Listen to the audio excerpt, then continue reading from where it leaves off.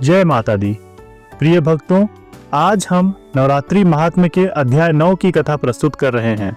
इस अध्याय में बताया गया है कि नवरात्रि व्रत करने से भक्तों को दिव्य फल प्राप्त होता है, उनके सभी दुख दूर होते हैं और माँ भगवती अपने भक्तों पर कृपा बरसाती हैं।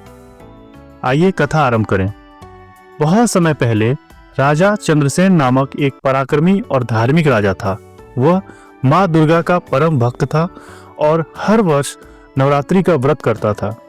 उसकी भक्ति इतनी प्रबल थी कि राज्य में सुख शांति बनी रहती थी, प्रजा प्रसन्न थी और किसी भी प्रकार का कोई संकट नहीं था। लेकिन राजा का एक मंत्री तामसिक स्वभाव का व्यक्ति था। वह न ही देवी में विश्वास करता था और न ही व्रत उपासना को कोई महत्व देता था।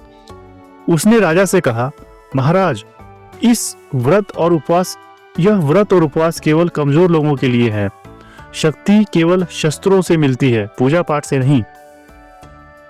राजा चंद्रसेन ने उत्तर दिया, शक्ति का स्रोत स्वयं माँ भगवती हैं। यदि देवी की कृपा नहीं होगी तो कोई भी विजय प्राप्त नहीं कर सकता। मंत्री ने यह सुनकर मन में क्रोध रख लिया और सोचा कि किसी भी तरह राजा को इस भक्ति पट से हटाना पड़ेगा। कुछ समय बाद पड़ोसी राज्य के राजा ने चंद्रसेन के राज्य पर आक्रमण कर दिया। शत्रु सेना अत्यंत विशाल थी, लेकिन राजा चंद्रसेन को अपनी माँ दुर्गा पर पूरा विश्वास था। राजा ने युद्ध से पहले माँ दुर्गा का नवरात्रि व्रत रखा और 9 दिनों तक कठिन उपवास किया। उसने माँ को समर्पित होकर प्रार्थना की, हे माँ, यदि मेरी भक्ति सच्ची है तो आप मेरी रक्षा करें और धर्म की विजय हो।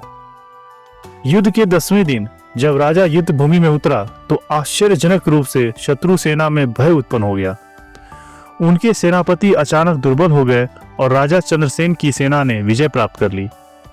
उसका अहंकारी मंत्री यह देखकर दंग रह गया और उसने स्वीकार किया कि माँ दुर्गा सर्वशक्तिमान है। उसने भी माँ का नवरात्रि व्रत किया और माँ भगवती की कृपा से उसे मोक्ष की प्राप्ति हुई। तो मित्रों, हमें इससे यह संदेश मिलता है कि नवरात्रि व्रत करने से माँ दुर्गा अपने भक्तों की हर विपत्ति हर लेती हैं। जो भी श्रद्धा और भक्ति से माँ की आराधना करता है उसे निश्चित ही विजय प्राप्त होती है।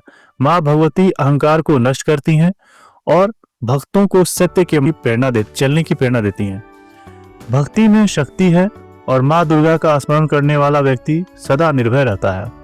दोस्तों, अगर आपको यह नवरात्रि महात्म्य कथा अच्छी लगी हो तो वीडियो को लाइक करें, शेयर करें और चैनल को सब्सक्राइब करें। आपका एक शेयर और कमेंट माँ भगवती की भक्ति को और आगे बढ़ाने में सहायक होगा। जय माता दी।